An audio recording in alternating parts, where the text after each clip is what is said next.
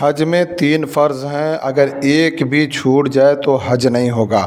Number 1، آپ کو احرام باندھ کر دل سے حج کی نیت کرنا اور تلبیہ پڑھنا ہے، لبیک اللہم لبیک لبیک لا شریک لک لبیک ان الحمد والنعمت لک والملک لا شریک لک۔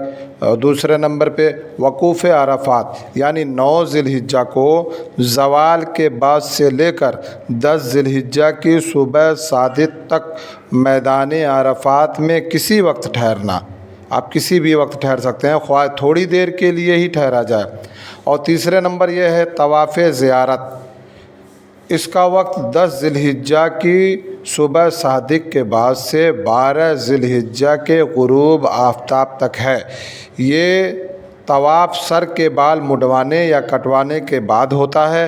اگر ان 3 فرائض میں سے کوئی بھی ایک رہ جائے تو حج نہ ہوگا۔